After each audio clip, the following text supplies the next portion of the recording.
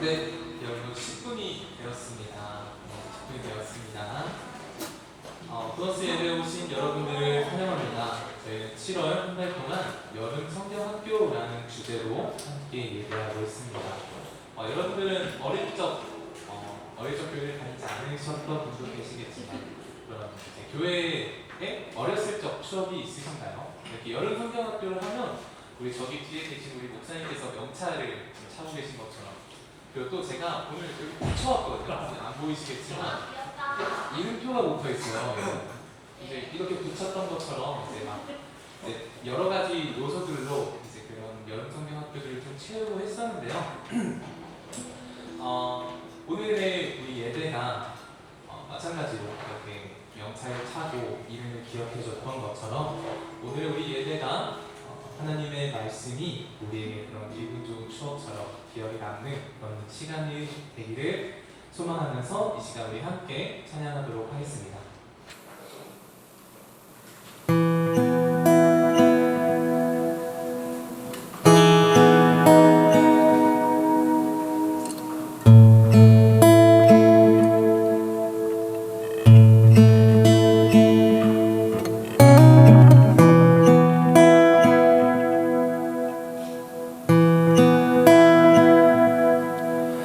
삶의 막막함 가운데 찾아오시는 주님의 손길이 삶의 답답함 가운데 빛이 되시는 주님의 말씀이 내겐 봄과 같아서 내겐 생명을 주고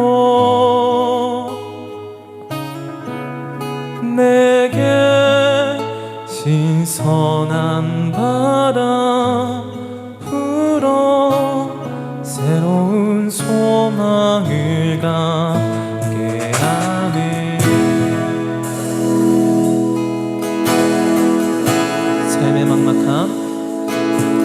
삶의 막막함 가운데 찾아오시는 주님의 손길이 삶의 답답함 가운데 빛이 되시는 주님의 말씀. 우리 한 번 더 찬양할까요? 삶의 막막함 가운데 찾아오시는 주님의 손길이 삶의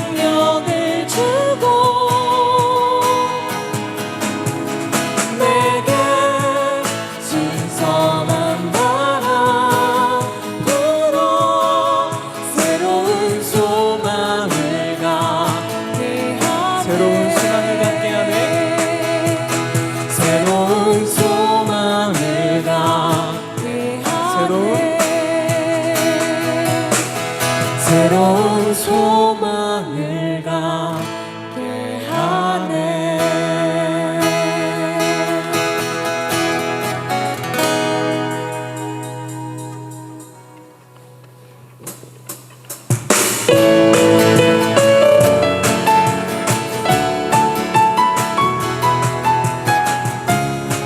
함께 이 찬양을 아시는 분들은 박수 치면서 찬양하셨으면 좋겠습니다. 나의 가장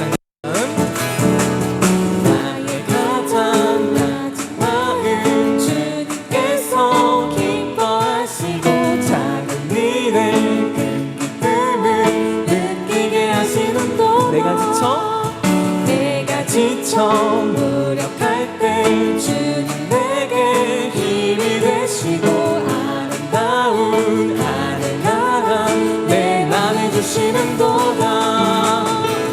우리에게 축복하신 하나님 사랑 낮은 자를 높여주시고 아름다운 하늘나라 허락하시고 내 모든 것 예비하시네. 찬양함의 기쁨을 감사함의 평안을 간구함의 하나님 알도록 우리 처음부터 한 번 더 고백할까요? 나의 가장 낮은 마음 나의 가장 낮은 마음 주님께서 기뻐하시고 작은 일에 큰 기쁨을 느끼게 하시는 것 내가 지쳐 무력할 때 주님 내게 힘이 되시고 아름다운 하늘나라 내 맘에 주시는 도다. 우리에게 축복하신 하나님 사랑 낮은 자를 높여주시고 아름다운 하늘나라 허락하시고 내 모든 것 예비하시네. 찬양함의 기쁨을 감사함의 평안을 간구함의 하나님 알도록 하셨네. 찬양함의 기쁨을 찬양함의 기쁨을 감사함의 평안을 간구함의 하나님 알도록 하셨네.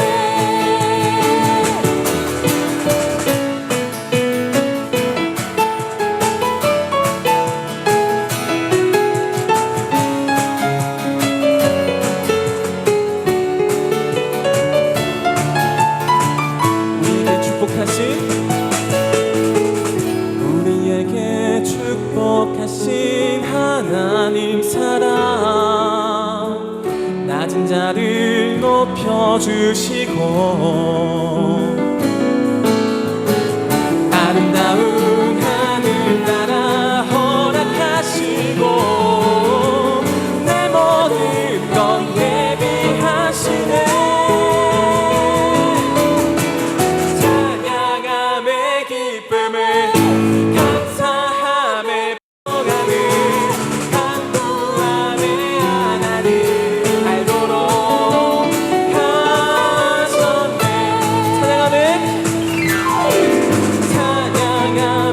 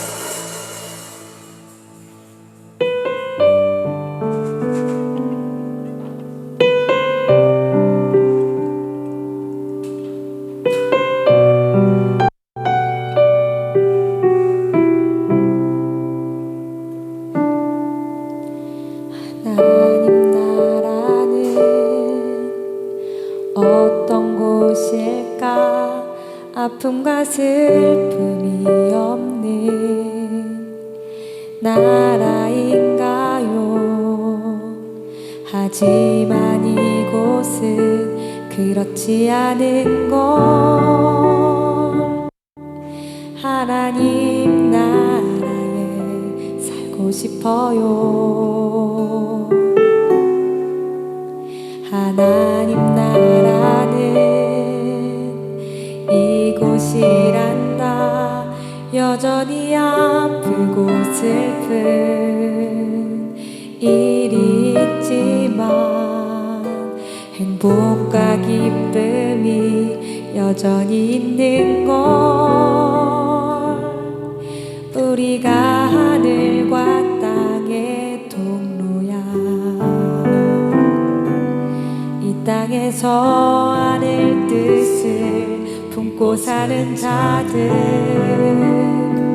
믿음으로 하늘 뜻을 보여주는 자들, 보내어진 자리에서 동참하는 자들, 믿음으로 주님 보길 소망하는 자들, 하나님이 세상을 지으사 회복하고 통치하시네. 주님이 이곳에 나타나오시는 날, 세상과 우리는 완전하게 변할 거야.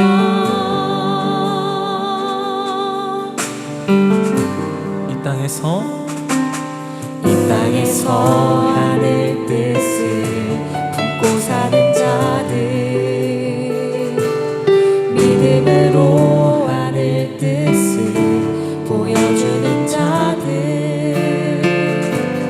보내어진 자리에서 동참하는 자들,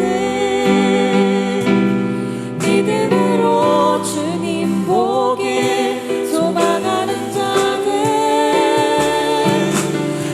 아름다운 세상을 만들어 너희에게 전해줄 거야. 그것이 우리가 해야 할 사명인 걸. 그가 다스리는 그의 나라에서 하나님이 세상을 지으사 회복하고 통치하시네.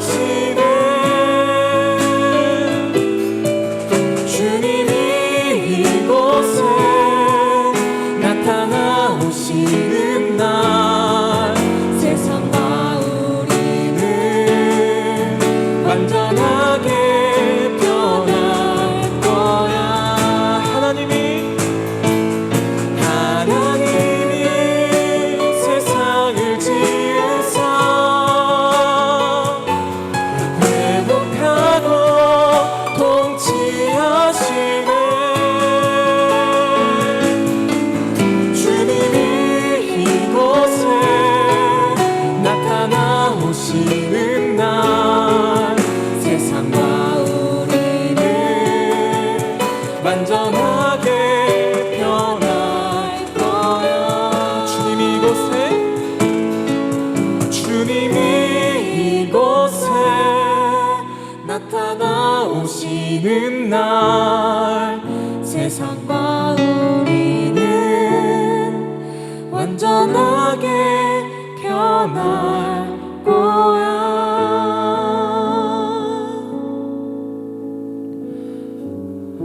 우리 시간 함께 기도하기를 원합니다. 하나님, 오늘 우리에게 있는 어려움과 문제들 가운데 우리가 주님을 더욱이 바라보기를 원합니다. 우리 삶에 있는 그 문제들 속에 주님께서는 따스한 봄처럼 신선한 바람처럼 우리에게 다가오신 그 사랑을 주시고 계십니다. 하나님, 이 시간 오늘 우리가 그 사랑을 붙들고 기억하며 주님께 그 은혜를 구하며 나아갈 수 있게 해주세요. 하나님, 오늘 우리에게 말씀을 통하여 알려주시고 말씀 가운데 담긴 주님의 사랑과 그 뜻을 깨닫게 될 수 있는 오늘의 시간이 될 수 있게 해달라고 우리 이 시간 각자의 모습으로 함께 주님께 기도드리며 나아가겠습니다. 우리 함께 기도합시다.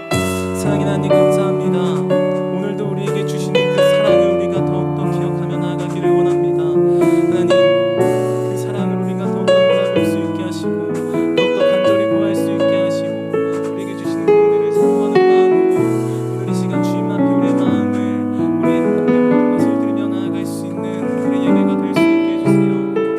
하나님, 주님의 그 은혜와 사랑을 기억합니다. 아버지 하나님, 바라볼 수 있게 하시고 하나님,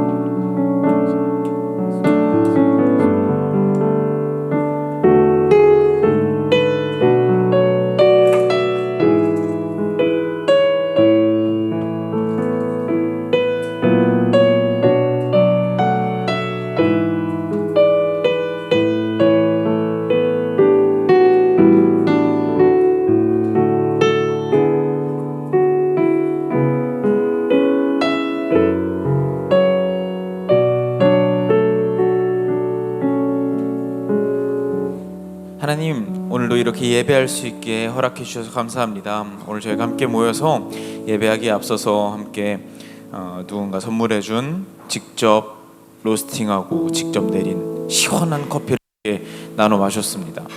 하나님, 언젠가 완성될 하나님 나라는 아무런 갈증도 없는 나라이겠지만 오늘날 우리가 함께 살아갈 하나님 나라는 갈증이 완전히 사라지는 나라가 아니라 갈증을 느끼는 우리가 서로 시원한 커피를 함께 나눠 마시며 만족감을 누리는 그것이 하나님 나라라는 것을 이 시간 이 코너스에서 함께 미리 체감하고 깨닫기를 소망합니다. 오늘 예배를 통해서 하나님께서 우리에게 선물해 주고 싶으셨던, 또 우리를 통해서 완성하고 싶으셨던 그 하나님 나라의 모습이 어떤 모습인지 다시금 생각해 볼 수 있는 시간이 될 수 있도록 함께 해주세요. 예수님의 이름으로 기도드렸습니다. 네, 여러분 반갑습니다. 오늘 이 무더운 날 코너스 예배에 오신 여러분 환영하고요. 특별히 이번 한 달 동안은 저희가 여름 성경학교라고 하는 제목으로 함께 성경 공부를 녹여낸 함께 예배 시간을 갖고 있습니다. 그래서 우리 무혜리도 팔에다가 저렇게 이름표를 붙였듯이 저도 지난주에 만들어주신 이름표를 이렇게 정말 필요 없다고 생각했는데 만들어주셨으니까 이번 한 달 내내 한번 차고서 예배해 보려고 합니다. 지난주는 저희가 갑자기 화면이 꺼졌네요.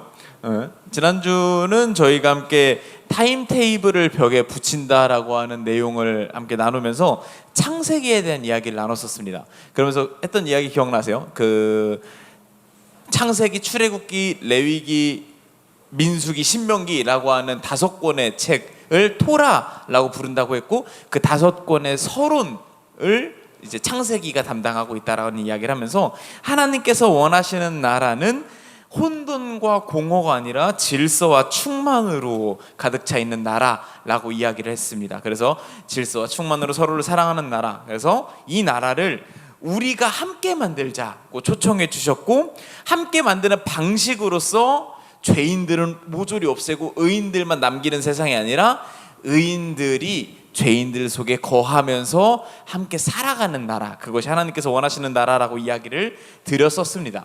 그리고 오늘 함께 나눌 내용의 제목은 전지로 가사 넘기기라고 하는 제목인데요. 요런 겁니다. 저희 어렸을 때만 해도, 혹시 여기 중에 공감하시는 분이 제가 봤을 때는 5손가락 안에 들 것 같은데, 저 어렸을 때만 해도 학교에 프로젝트 하는 게 잘 없고 OHP 필름이라고 해서, 뭔지 아세요? 그게 오버헤드 프로젝터라고 해가지고 위에서 빛을 쏴가지고 밑에 있는 필름을 앞에 보여주는, 제가 봤을 때 우리 형님 누님들만 알아요 지금 이거. 제가 봤을 때 제가 마지막이에요 이거 아는.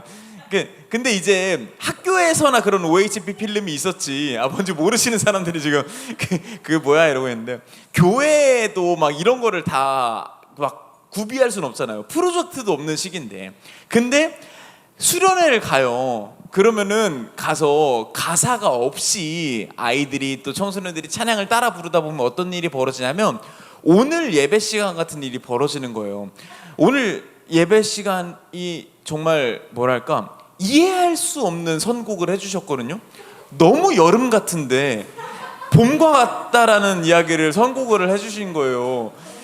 네, 봄인가? 난 너무 더웠는데 나만 같았나? 근데 이게 가사가 없으면 아 뭔가 너무 이해가 안 되니까 다른 가사로 상상할 수가 있게 되는 거죠. 근데 그런 일이 벌어지지 않게 하기 위해서 그때 당시 주일학교 선생님들이 가사를 보여주기 위해 최선을 다했던 방법 중에 하나가 이런 겁니다. 전지의 가사를 다 쓰셔가지고 아이들 찬양 시간에 이렇게 대기하고 있다가 막 넘기는 거예요. 이게 제가 봤을 때 저 어렸을 때 충격적인 장면 중에 하나가 노래가 반복되잖아요. 그러면 넘겼다가 하시다가 이게 찢어진 거예요. 막 이럴 정도로 이때 당시 선생님들이 얼마나 우리 학생들이 예배에 잘 집중했으면 좋겠는지 하는 마음인지 막 감도 오지 않아요. 그만큼 굉장히 어떤 학생 최근 밈이죠. 얼마나 학생들 생각하는지 감도 안 와요. 아우 이 조롱쟁이들. 당시에 뭐 LED는 말할 것도 없고 뭐 TV가 있어요. 가정집에도 TV가 다 막 이렇게 원활하게 있지 않고 조그만 TV였을 시리인데요. 프로젝터로 마찬가지고요. 이때 당시에 가사를 보여주기 위한 최적의 방법이 이거였던 거죠. 아이들을 위해서 내가 최대한 최선을 다해서 아이들이 예배에 또 수련회 때 여름 성경학교 때 잘 집중했으면 좋겠다고 하는 마음이 담겨져 있는 그런 어떤 모습이라고 말할 수 있겠습니다. 오늘은 요런 이야기를 해보려고요. 요런 이야기가 뭘까? 궁금하시죠? 차차 따라와 보세요. 알려드리겠습니다.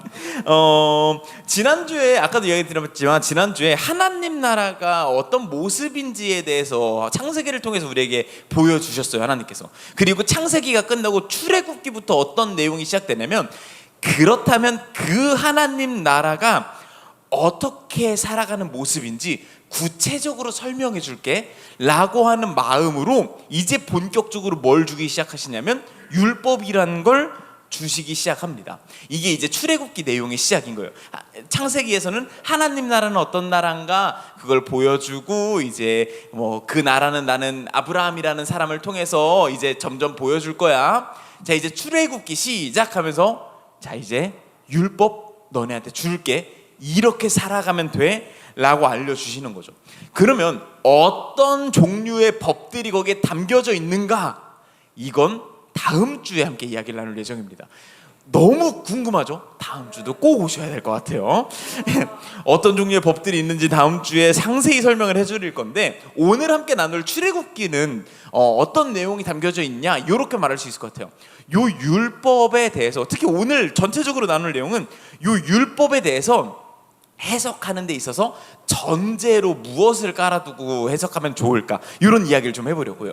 사실 이미 예수님 시대에 그 막 나오잖아요. 바리새인도 나오고 서기관도 나오고 서기관이라는 직업이 이 한자로 대충 생각해봐도 뭐 글 서자에 기록할 뭐 이렇게 딱 생각이 나잖아요. 서기관이라는 직업 자체가 이미 그들은 율법을 너무나 많이 연구를 했어요. 이미 구약 시대로부터 예수님 시대까지의 거리는 대충 오늘날로부터 신라 시대 정도의 거리거든요. 그러니까 신라 시대부터 지금까지 나라가 한 번도 안 바뀌고 계속 이어져 있었다고 쳐봐요. 오늘날의 대한민국이 아니라 조선이 중간에 없었고 고려가 중간에 없었고 그냥 계속 신라였다고 쳐봐요. 그럼 그 신라 시대 때 세워진 법들이 오늘날까지 계속 이 법은 어떤 가치관을 가지고 있는 법이고 막 연구가 됐을 거 아니에요. 이때 당시 이스라엘이 그랬던 거예요. 구약 시대에 율법이 이미 주어졌고 나라가 한 번도 안 바뀌었어요. 이미 1000몇백 년, 2000년 가까이 때 시간이 지난 동안에 이 율법에 대해서 다들 연구를 했어요. 그리고 예수님이 오셔서 우리가 오해하면 안 되는 게 예수님이 오셔서 율법 그거 다 쓸모없는 거야 라고 말하신 게 아니에요. 율법을 해석하는 방식이 바리새인의 해석관과 서기관의 해석관과 예수님의 해석관이 달랐던 거예요. 그러면 우리는 누구의 율법 해석관을 가지고 율법을 바라봐야 되는가? 뻔하죠. 예수님이 이 율법을 가지고 어떻게 해석하셨는가? 이걸 바라보면 훨씬 더 우리가 율법을 바라보는 시선이 뚜렷해지겠다. 그죠? 그걸 가지고 오늘 한번 이야기를 좀 해보려고 합니다. 예수님이 율법에 대해서 얘기를 되게 두루뭉실하게 하지 않으셨어요. 되게 명확하게 나는 율법 해석을 이렇게 할 거야 라고 딱딱딱 정해주셨어요. 오늘 제가 그거를 일타 강사처럼 3포인트로 딱딱딱 자이언트 영어학원에서 영어 가르쳐주는 것처럼 귀에 쏙쏙 박히게 제가 한번 알려드려 보도록 하겠습니다. 예수님께서 필요 없습니다. 오늘 칠판 필요 없어요. 이게 계속 그래서 뭐 이렇게 보셨던 거구나. 율법 해석하는 첫 번째 전제는 이것입니다. 짜잔. 율법은 사라지지 않는다라는 거예요. 우리 본문 말씀 한번 먼저 보도록 하겠습니다. 마태복음인데요. 같이 한 목소리를 읽겠습니다. 시작.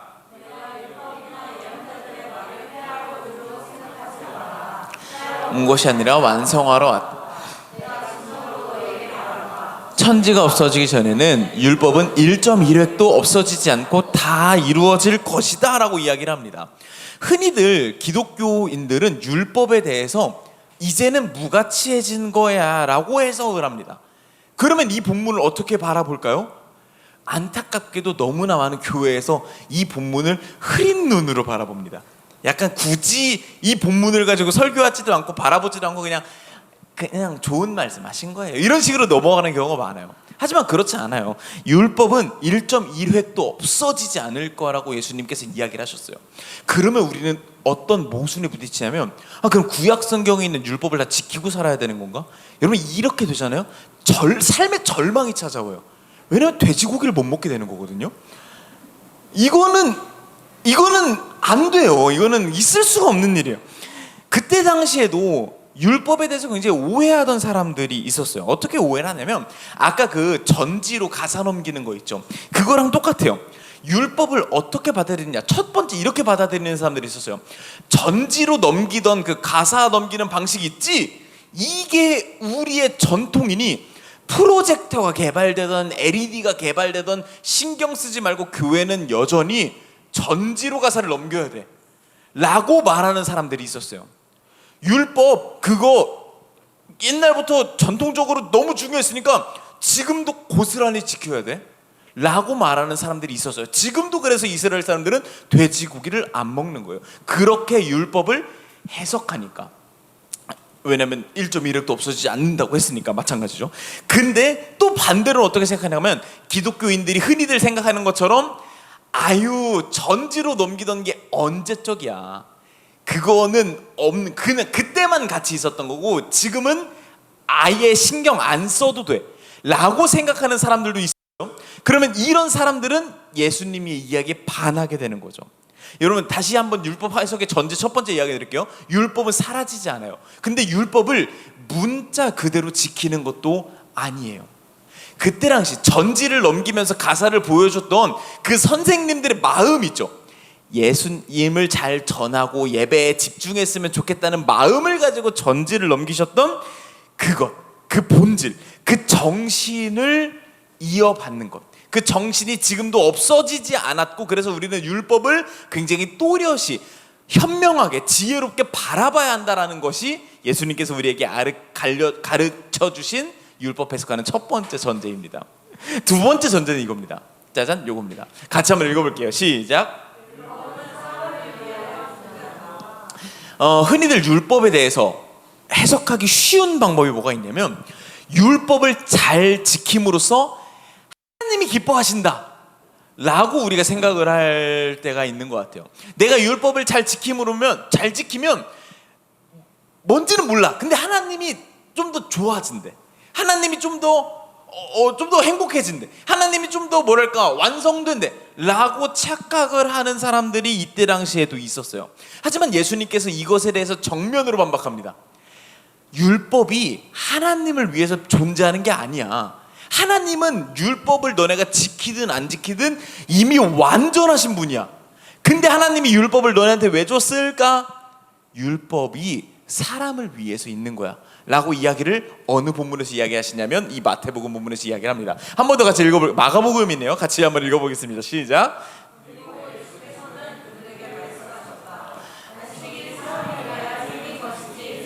안식일을 위하여 생긴 것. 이때 당시에 바리새인들이라던가 율법을 굉장히 문자적으로 지키던 사람들은 어떤 생각을 하고 있었냐면 안식일을 잘 지키지 않으면 죄인이야. 너가 안식일을 잘 지키지 않으면 하나님을 욕보이는 거야 라고 생각을 했었어요. 반대는 뭐예요? 내가 안식일을 잘 지키면 뭔지는 몰라. 근데 하나님이 좀 더 좋아진대. 내가 안식일을 잘 지키는 게 하나님께 무슨 의미가 있지? 근데 몰라. 어쨌든 하나님이 명령 주신 거니까 안식일 잘 지켜. 그게 하나님을 위한 거야. 하나님을 숭배하고 하나님을 예배하는 거야. 그게 라고 이야기를 했던 거예요. 근데 예수님이 그 사람들 앞에 가서 뭐래 그래요? 안식일이 사람을 위해 있는 거지 사람이 안식일을 위해 있는 거냐? 라고 이야기를 하는 거예요. 우리 몇 주 전에도 이미 안식일 규례에 대해서 살펴봤었죠. 하지만 오랜만에 한 번 더 볼게요. 신명기 말씀 보면은 이거 기억나시죠? 안식일 규례에 대해서 이야기를 하면서 뭐라고 이야기를 했죠? 남종이나 여종도 너와 똑같이 쉬게 하라고 하는 근로노동법, 멈추라고 강제하지 않으면 계속해서 움직여서 스스로 자기 인생을 지옥으로 빠뜨려버리는 인간의 본성을 알고 계신 하나님께서 우리에게 선물해 주신 브레이크 사인이라는 거예요. 쉬어야 돼. 쉴 줄도 알아야 돼. 안 쉬면 너의 인생이 욕망의 구렁텅이에서 빠져서 너도 안 쉬고 너 주변 사람들도 쉬는 사람을 이해하지 못하고 야 왜 쉬냐? 야 더 움직여야지 라고 하면서 너희 남종이나 여종 특별히 함부로 대할 만한 사람이 있으면 그들을 못 쉬게 만드는 못난 버릇이 너희 안에 있어. 그러니 브레이크, 쉬어야 돼. 이거 누굴 위한 거예요? 우리를 위한 거죠. 내가 쉰다고 하나님이 좋은 게 아니에요. 하나님은 내가 율법을 지키든 안 지키든 이미 완전하신 분이에요. 내가 율법을 지킴을 통해서 하나님이 지금보다 더 나은 상태가 되실 수가 없어요. 율법을 통해서 사랑하는 세상, 사랑만 해도 행복한 세상, 질서와 충만으로 만족하는 세상, 이걸 우리에게 선물해 주신 거고 율법이 우리를 위한 거예요. 하지만 바리새인들은 그렇게 생각하지 않았던 거죠. 구체적으로 이 율법들이 왜 사람을 위한 것인가, 요걸 다음 주에 다뤄드리도록 하겠습니다. 이거 굉장히 흥미로워요. 왜냐면 레위기 말씀 같은 데 보면은 이해할 수 없는 율법들이 있거든요. 아까 얘기했던 것처럼 삼겹살 먹지 말래요. 뭐 비슷한 걸로 장어도 못 먹어요. 뭐랄까 그런 닭고기 중에서도 못 먹는 닭고기가 많아요. 뭐 이해할 수가 없잖아요. 이게 왜 이웃을 위한 거? 이게 왜 나를 위한 거지? 삼겹살 못 먹는 건 너무너무 나를 위한 게 아니잖아요. 뭐 예를 들면 이런 것도 있어요. 월경하는 여자는 예배드리러 못 와. 뭐 이런 게 있어요. 뭐 이게 왜 나를 위한 법이야? 이걸 다음 주에 설명해 드린다니까요. 너무 오고 싶겠다. 죄송합니다. 저희가 함께 봐야 될 율법 해석의 두 번째 전제가 이거예요. 율법은 사람을 위해 존재한다는 거예요. 그리고 우리가 함께 봐야 될 율법 해석의 세 번째 전제는 무엇인가? 바로 이것입니다. 같이 한번 읽어볼게요. 시작. 이것도 그때 당시 예수님께서 직접 이야기하셨는데 바리새인들에게는 이거는 정말 불경한 이야기였어요. 율법은 하나님이 주신 건데 이게 미완성이라고? 저놈 저거 안 되겠다. 그래서 예수님을 바리새인들이 눈에 가시로 여겨서, 이게 오해하면 안 되는 게 예수님을 죽이는 존재들이 많이 있었잖아요. 십자가에 매다는 제사장들이 그랬고 바리새인들이 그랬거든요. 근데 그들이 짝짝꿍해서 예수님을 죽이긴 했으나 제사장들은 자기 권력을 뺏길까 봐 예수님을 죽인 거고요. 바리새인들은 그런 건 아니에요. 바리새인들이 생각하는 하나님이라고 하는 분의 존재를 신성 모독해버려서 못 참고 죽인 게 좀 더 커요. 마찬가지예요. 아까 읽었던 말씀인데 한 번 더 읽어볼게요. 마태복음인데요. 같이 한번 읽겠습니다. 시작.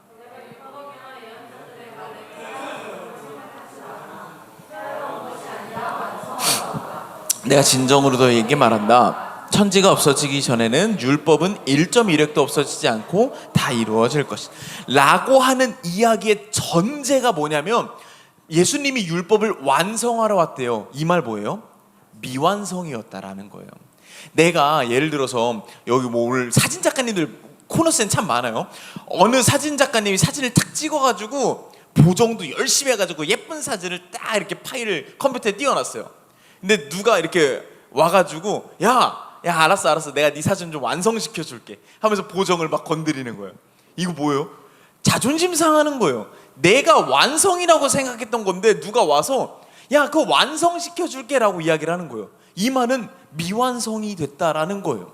제가 중학생 때 미술 선생님이 수행 평가를 내셨어요. 뭐 그려오라는 거였어요. 근데 제가 그려서 제출했어요. 점수가 나왔는데 미완성 점수를 저한테 주신 거예요. 그 A, B, C, D 이 중에 2를 저한테 주셨어요. 그때 제가 굉장히 자존심이 상했거든요. 근데 지금도 그림 실력이 그렇다고 뭐 나아지지 않았어요. 예수님이 지금 뭐예요? 율법은 미완성이라고 말하고 계신 거예요. 근데 왜 이런 이야기를 하시는 걸까요? 아까 계속해서 이야기 드렸죠. 오늘의 제목 전지를 넘기는 그 찬양 가사 이 얘기를 해서 하고 있죠. 전지를 넘기면서 찬양 가사를 우리에게 어떻게든 더 전달하려고 하는 그때 당시 선생님들의 마음은 너무나 완성된 마음이에요. 너무나 아름다운 마음이에요. 지금도 그 마음을 우리가 전수받으려고 애쓰고 있어요. 그러면 전지를 넘기는 방식도 완성된 방식일까요? 아니죠. 그때 당시는 LED가 없어요. 프로젝터가 없어요. 전지를 넘기는 게 최선의 방법이었어요. 그 마음은 지금 이어받아야겠죠. 하지만 그 방식을 이어받을 필요는 없는 거예요. 여러분 뭐 그때 당시 예배가 훨씬 더 순수했습니다. 우리 여름 수련회 이번에 그 팔로우원에서 여름 수련회 하죠. 그때 당시 마음을 잘 보존하기 위해서 우리는 프로젝터 안 쓰고 전지를 넘깁니다. 그러다가 왔다 갔다 찢어지는 그런 일이 발생하는 거예요. 그때 당시의 마음은 최선이지만 방식은 최선이 아닐 수 있어요. 그런 맥락에서 예수님께서 이제 이야기를 하시는 거죠. 이게 예수님께서 율법은 미완성이라고 말하는 것에 어떤 종류가 두 종류가 있는데요. 첫 번째는 요것입니다. 마태복음 말씀에 보면 이런 말씀이 있어요. 요것도 같이 한번 읽어볼게요. 시작.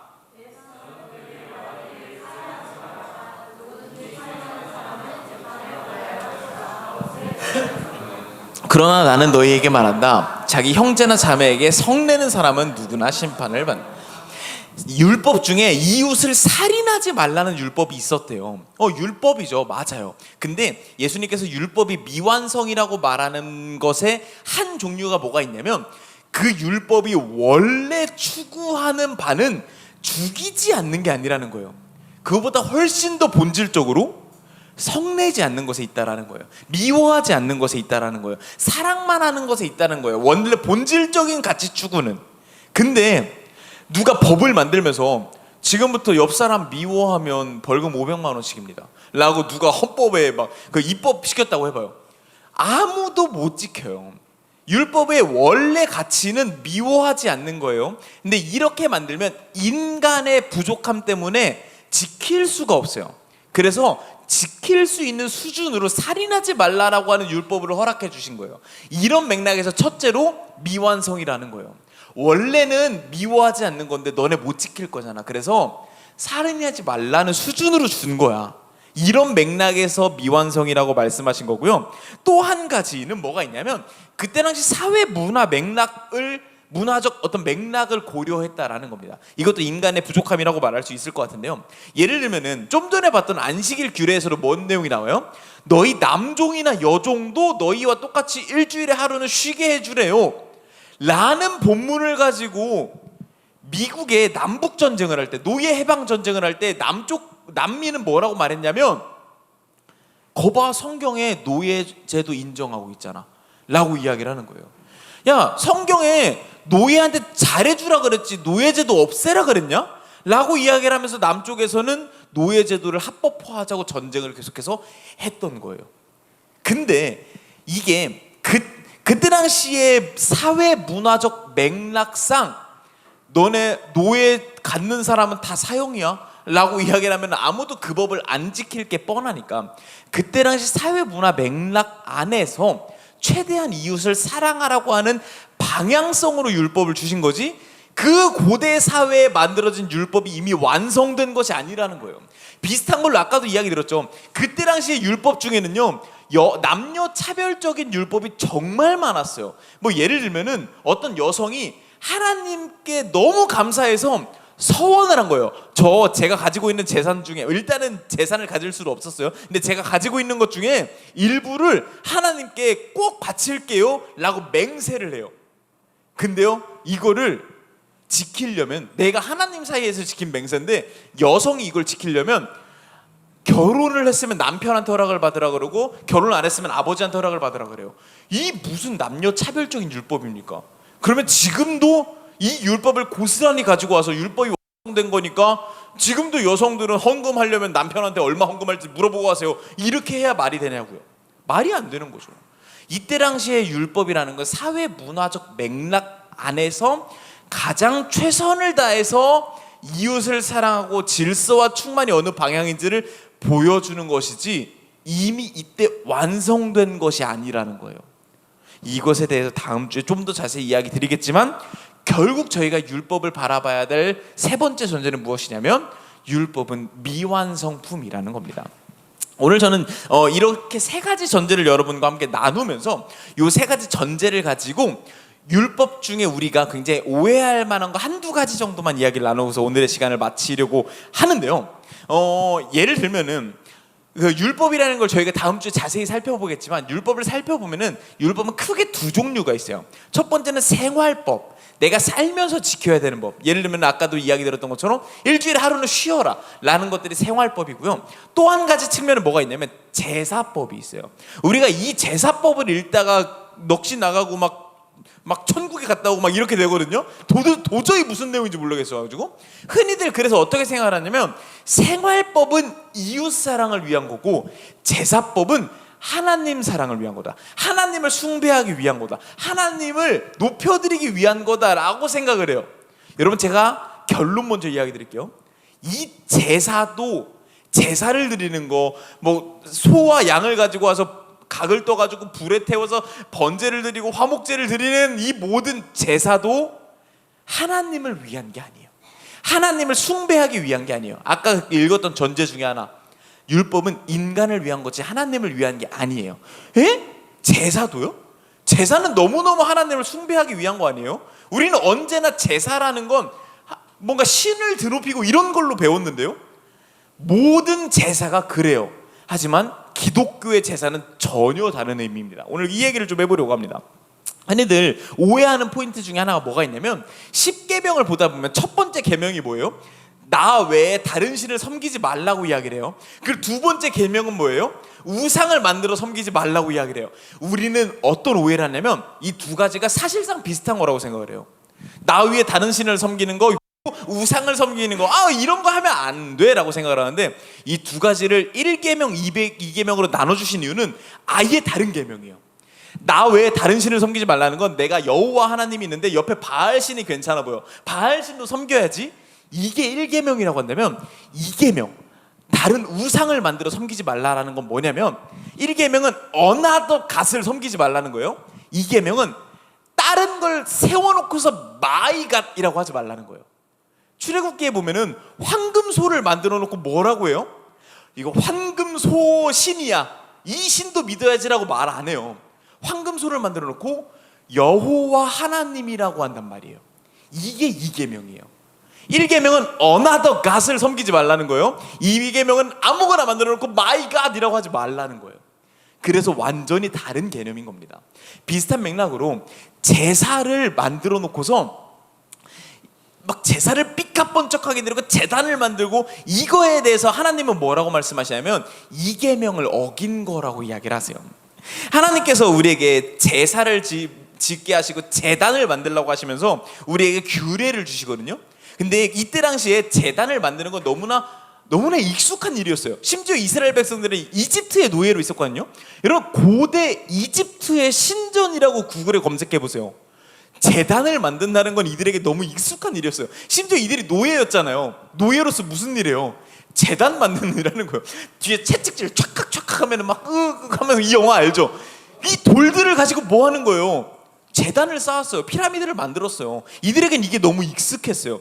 근데 출애굽시키고서 하나님께서 이들에게 제단을 쌓으라고 하면서 뭐라고 말씀하시냐면 본문 말씀 같이 한번 읽어볼게요. 같이 읽겠습니다. 시작.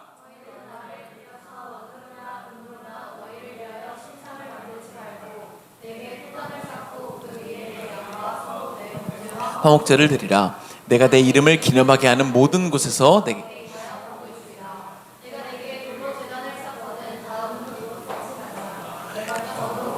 쪼면 부정하게 함이니라. 너는 층계로 내 제단에 오르지 말라라고 이야기를 하고 있습니다. 내 제단을 만드는데 조건이 몇 가지 있어요. 첫 번째, 토단으로 쌓으래요. 흙으로 제단을 만들으래요. 여러분 흙으로, 얼마 전에도 강릉에 제주도에 누가 모래로 해녀상을 만들었어요. 지나가던 70대 할아버지가 그 밤에 그걸 부셔가지고 그래서 난리가 났던 뉴스가 있어요. 이건 약간 번외 이야기인데 그 할아버지가 경찰에 잡혀가지고 하나님이 시켰다 뭐 이러셨대요. 이상한. 근데 여러분 이건 별개로 흙으로 아무리 정교하게 해녀상 그 검색해보시면 진짜 너무 멋있게 만드셨거든요. 목발로 때리면 부서지는 게 토단이에요. 지금 하나님께서 뭐래요? 토단을 쌓으래요. 흙으로 지으래요. 영원 불변한 제단을 만들지 말래요. 그러면서 뭐라고 이야기해요? 네가 정 돌로 만들고 싶으면 정으로 쪼개지 말래요. 네모 반듯하게 만들지 말래요.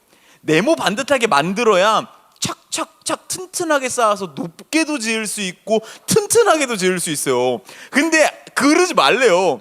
그러면 우리가 어떻게 지을 수 있어요? 여러분 산에 등산하다 보면은 누가 산으로 돌로 이렇게 쌓아놨잖아요. 그럼 우리는 기독교인이지만 왠지 돌 하나 올리고서 소원 불리고 싶은 그런 욕망이 들잖아요. 고작 그 정도밖에 못 만드는 거예요. 진짜 돌로 멋지게 쌓았어요.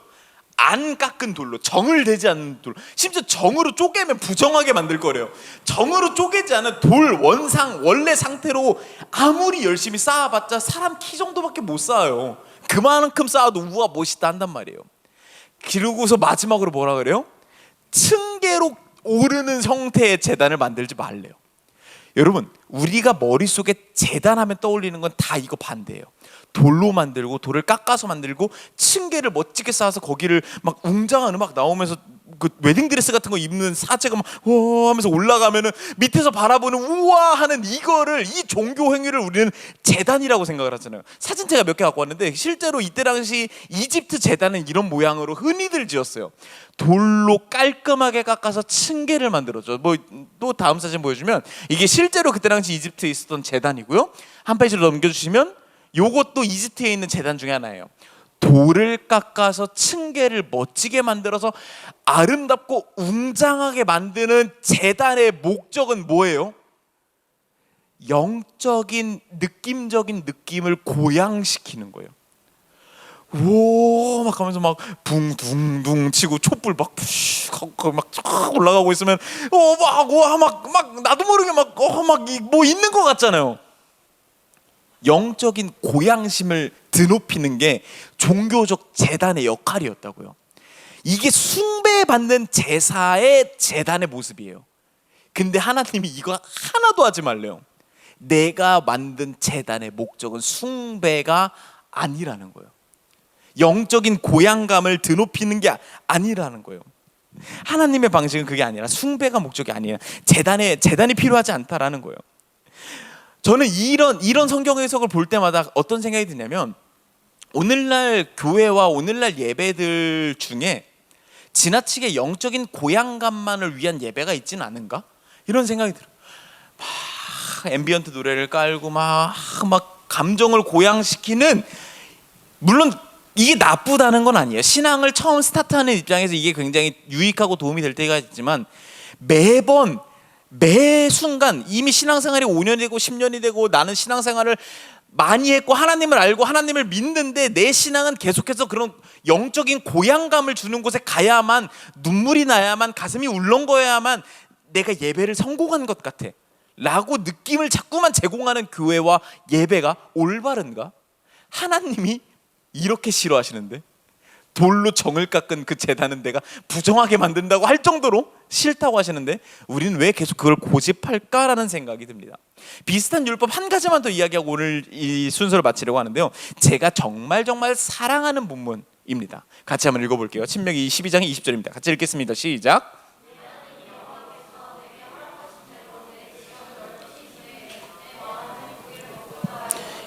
내가 고기를 먹으리라 하면 네가 언제나 마음에 원하는 만큼 고기를 먹을 수 있으니.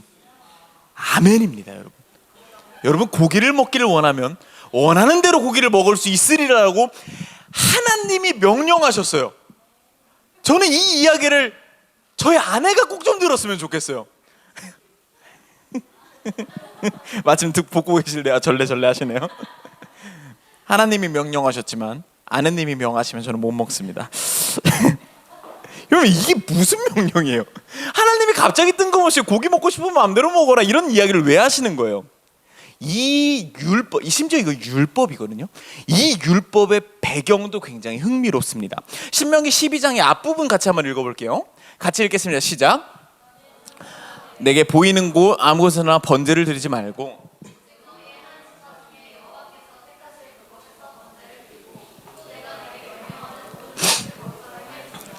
그러나 네 하나님 여호와께서 내게 주신 목을 따라 각 성에서 네 마음에 원하는 대로 가축을 잡아 그 고기를 먹을 수 있나니 곧 정한 자나 부정한 자를 막론하고 노루나 사슴을 먹는 것 같이 먹을. 이거 띄워놔 주세요. 네, 이 율법의 배경이 뭐냐면 이때 당시 이스라엘 백성들을 데리고 하나님께서 가나안 땅이라는 곳을 가잖아요. 가나안 땅이라는 곳을 가면 거기에는 이방 신들이 이미 많고 동네마다 신전들이 있었어요. 그 신전들을 다 없애라 라고 명하신 후에 뭐라고 말씀하시냐면 그러면 종교예요. 이스라엘 하나님을 믿는 어마어마한 종교예요. 그러면 종교심을 다들 계속해서 고양시키려면 어떻게 하는 게 뻔해요? 없앤 신전마다 여호와의 신전으로 바꿔야죠. 저 어렸을 때는 한 10년 전, 10년 하여튼 이 전에 사역했던 모 교회는요 어떤 방식을 썼냐면 이 교회가 같은 이름으로 세종에도 있고 공주에도 있고 대전에도 있고 심지어 세종에는 분점을 3개를 만들었어요. 왜 이렇게 해요?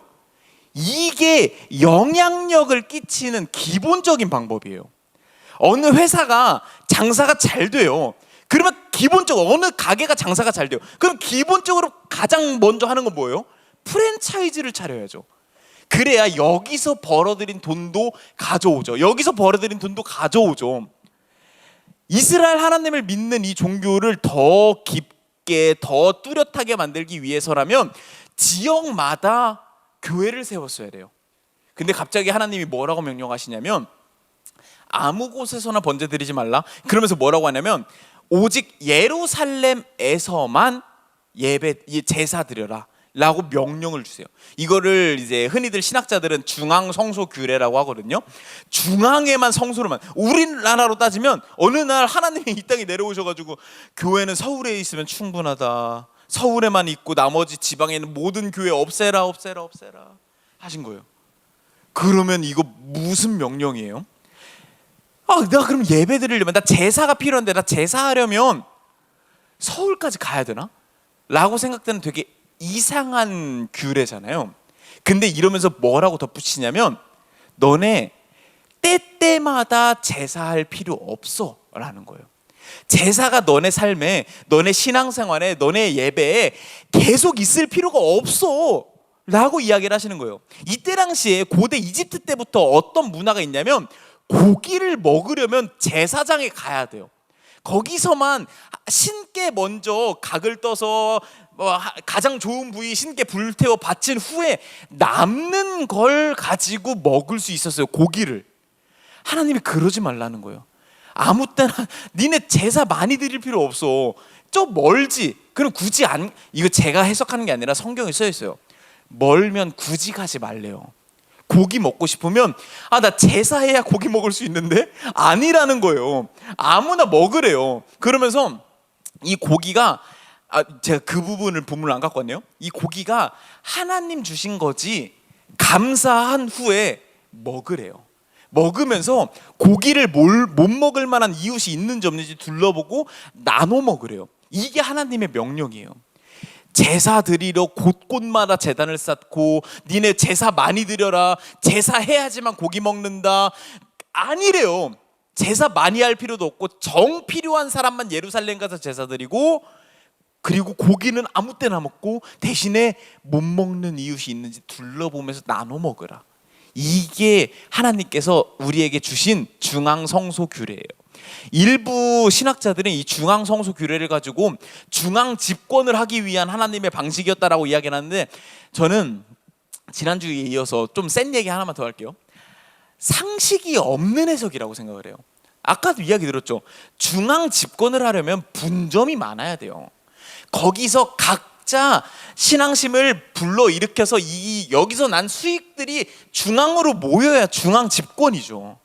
중앙에만 놓는다고 중앙 집권이 아니에요. 이러면 세력이 약해져요. 영적인 고양심이 약해져요. 하나님께서 우리에게 선물해 주신 것이 바로 그거라는 거예요. 그러면 우리는 흔히 레위 지파라고 하는 이들이 있다고 알잖아요. 제사를 주관하는 이들이거든요. 그러면 레위 지파는 뭐예요? 여러분 많이들 오해하시는 게 레위 지파는 제사만 하는 줄 아시거든요. 레위 지파 사람들은요, 제사를 예루살렘으로 가서 해요. 1년에 고작 한두 번 하나? 그럼 나머지 51주는 뭐 하는 줄 아세요? 이스라엘 전 지역으로 가서요, 율법이 뭔지 가르쳐요. 율법대로 못 사는 이들을 훈계해요. 이게 레위 지파의 역할이었어요. 제사가 중요하지 않았어요. 하나님을 숭배하는 것이 중요하지 않았어요. 율법이 무엇을 말하는지 가르치고 그대로 살고 있는지 점검하고 이걸 체크하는 게 하나님이 우리에게 선물해 주신 신앙생활의 방식이었던 겁니다. 여러분, 제가 오늘의 이야기를 정돈해 볼게요. 하나님께서 우리에게 선물해 주시는 율법을 통해서 우리가 배워야 할 신앙생활은 뭐냐면요, 숭배가 아니에요. 순종이에요.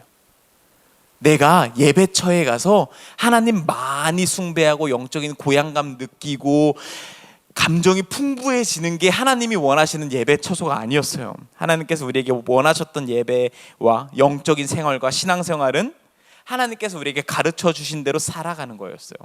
하나님께서 원하시는 삶을, 그 하나님 나라를 살아가는 것, 사랑이 최선의 가치가 되도록 만들어가는 그 삶이 곧 하나님께서 원하셨던 우리의 예배라는 겁니다. 숭배가 아니었어요. 말씀대로 살아가고 말씀의 방향성을 듣고 말씀을 통해서 내가 살아가야 될 방향이 무엇인지 배우고 또 공동체와 함께 예배하면서 말씀대로 살아갈 힘을 얻고 이 공동체가 하나됨을 느끼며 너도 그 영적으로 살아가라, 나도 영적으로 살아가자, 우리 잘 살아보자, 으쌰으쌰 하는 게 신앙생활이었다고요.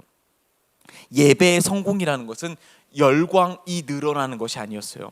예배의 성공은 이때 당시 하나님께서 가르치셨던 건 삶으로 살아냄이었던 겁니다. 오늘날이 예배에 얼마나 더 잘 참여하느냐, 얼마나 더 안 빠지느냐, 얼마나 더 능수능란하게 내가 예배에 참여하느냐가 중요한 게 아니었습니다. 예배로 살아가느냐가 중요한 것이었고요. 이것은 구약성경 초반에만 이야기하는 게 아니었어요. 뒤로 갈수록 이것에 대해서 너무나 더 적나라하게 이야기를 하세요. 사무엘상 말씀에 보면 이렇게 이야기를 하세요. 사무엘이 이야기하는 겁니다. 사울 왕에게 주님께서 어느 것을 더 좋아하시겠습니까? 주님의 말씀에 순종하는 것이겠습니까? 아니면 번제나 화목제를 드리는 것이겠습니까? 라고 이야기를 하면서 순종이 제사보다 낫습니다라고 이야기를 하고 있어요. 우리는 이 말씀 알고 있어요. 근데 자꾸만 알고만 있고 내가 예배할 때는 나의 예배의 고향, 영적인 고향, 제단을 멋지게 쌓고 층계를 오르는 걸 바라보는 것 같은 신앙생활을 자꾸만 하고 있단 말이죠. 이스라엘 백성들도 똑같았어요. 이렇게 아무리 이야기해도 고쳐지지 않아요. 나중에는 하나님께서 뭐라고까지 이야기하시냐면 이렇게 이야기를 하세요. 너희 가운데 누가 성전문을 닫아 걸어서 아무도 제사 못하게 했으면 좋겠다고 이야기를 하세요. 헛된 제사를 하지 못하게 할 정도로 했으면 좋겠다고 답답해서 이야기를 하세요. 니네가 재물을 갖다 바치겠다고 오는 거 싫어 라고 이야기를 하실 정도로 하나님께서 순종 없는 제사, 삶 없는 예배 생활에 대해서 끔찍하다고 이야기를 우리에게 하고 계십니다. 이것이 율법을 통해서 우리에게 알려주시고자 하는 것의 일부에 대해서 오늘 함께 나눠봤던 내용들입니다. 하나님 나라는 어떤 나라인가?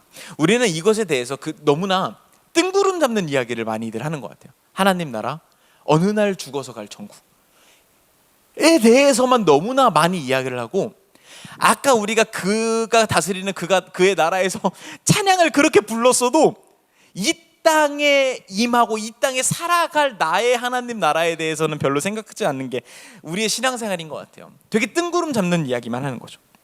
하나님 나라를 살아가는 백성의 삶에 대해서도 마찬가지인 것 같아요. 하나님 나라를 살아가는 백성의 삶과 예배도 너무 뜬구름 잡고 예배 시간에 뭔가 모를 기도를 하고 뭔가 모를 찬양을 하고 여기서 만족하고 끝으로 너무나 쉽게 정돈되는 것 같습니다. 아니요, 하나님 나라를 꿈꾸는 백성들의 삶은요, 아까 불렀던 가사와 마찬가지예요. 하나님 나라는 이곳이란다. 여전히 아픔과 슬픔이 있고 내가 이 말씀대로 살아가는 게 고통과 괴로움이 있을지라도 언젠가는 완벽하게 사랑이 최선의 가치가 될 그 나라를 꿈꾸며 지금은 내가 그렇게 살면 나한테 바보라고 손가락질하지만 그래도 사랑을 최우선의 가치로 삼으며 살아가 보는 삶, 이게 하나님 나라의 가치이며 율법을 통해서 우리에게 선물해 주신 하나님의 가르침이라는 것을 우리가 함께 기억할 수 있었으면 좋겠습니다. 이 시간에 함께 같이 기도하는 시간 갖도록 할 텐데요. 같이 기도하실 때 뭐 오늘의 이야기를 생각하시면서 여러 가지로 여러분 하고 싶으신 대로 기도하시되 하나님 나라를 살아가는 나의 삶에 대해서 한번 생각해 볼 수 있었으면 좋겠습니다. 하나님, 나의 삶은 어떤가요? 내가 예배도 안 빠지고 나 예배 시간에 잘하고 찬양도 잘 부르고 이것저것 많이 하고 심지어 사역도 해요. 심지어 뭐 캠프 때 캠프도 해요. 막. 근데 너무 바쁜데 오늘 예배도 참여했어요. 너무 기특한 모습이죠. 하지만 어쩌면 하나님 내가 거기서 끝나고 있었진 않았나요? 라는 어떤 자기반성적인 이야기도 함께 하나님께 드려볼 수 있었으면 좋겠습니다. 함께 기도하겠습니다.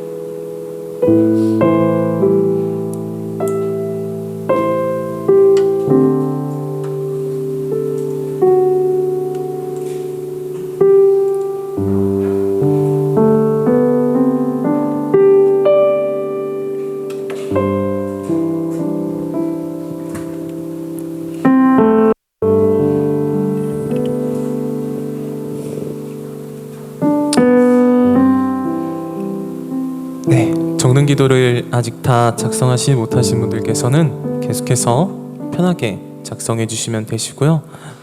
저희 시간 함께 마지막으로 이 찬양 한 번 더 고백하심으로써 오늘의 말씀을 다시 한번 새기고 오늘의 주님께 우리의 고백을 올려드리는 시간을 갖도록 하겠습니다.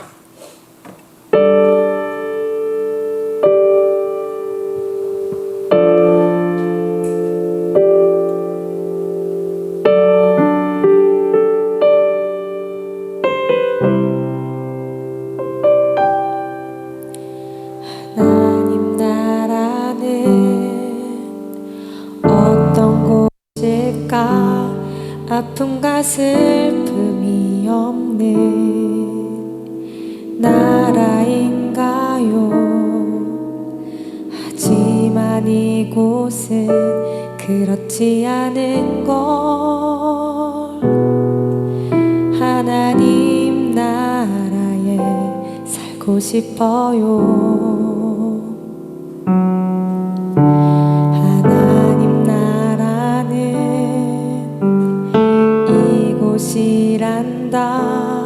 여전히 아프고 슬픈 일이 있지만 행복과 기쁨이 여전히 있는 것.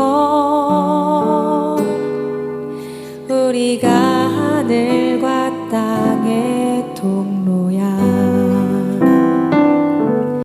이 땅에서 하늘 뜻을 품고 사는 자들, 믿음으로 하늘 뜻을 보여주는 자들, 보내어진 자리에서 동참하는 자들, 믿음으로 주님 보길 소망하는 자들. 하나님이 세상을 지으사 회복하고 통치하시네. 주님이 이곳에 나타나오시는 날 세상과 우리는 완전하게 변할 거야.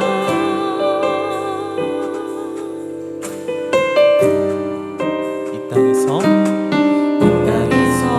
하늘 뜻을 품고 사는 자들,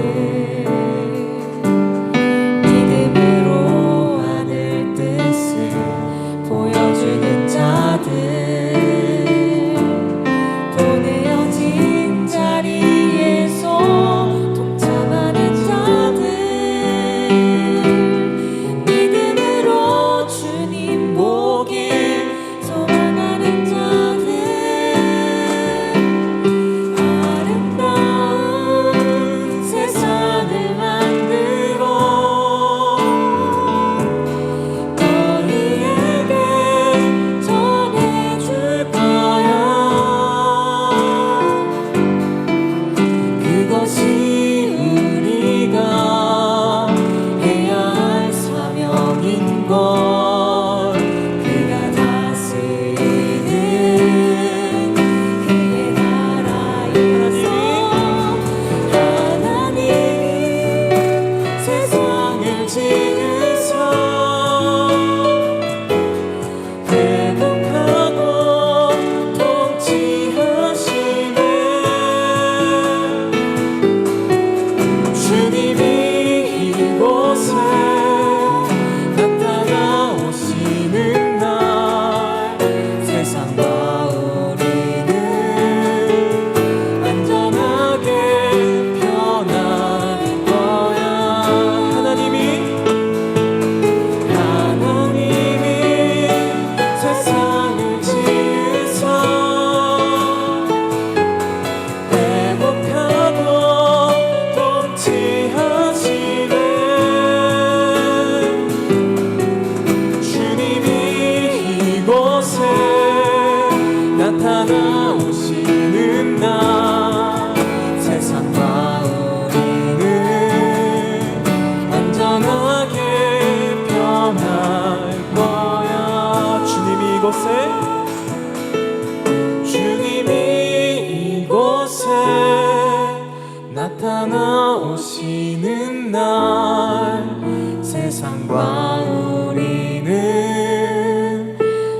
환하게 변할 거야.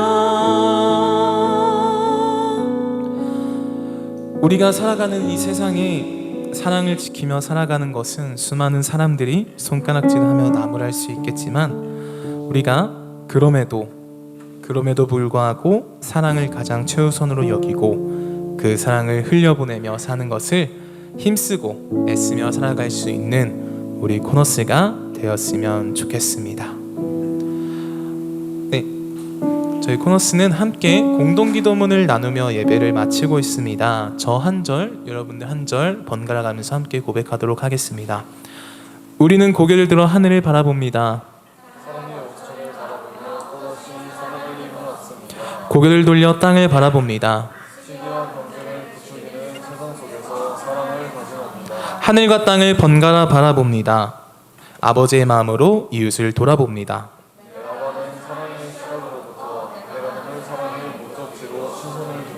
움켜잡기보단 펴서 나누기를, 불편함을 감수하고 진리에 용감하기를. 우리 함께 하겠습니다. 우리가 구석으로부터 왔으니 구석으로 갈 수 있기를 예수님의 이름으로 기도합니다. 아멘.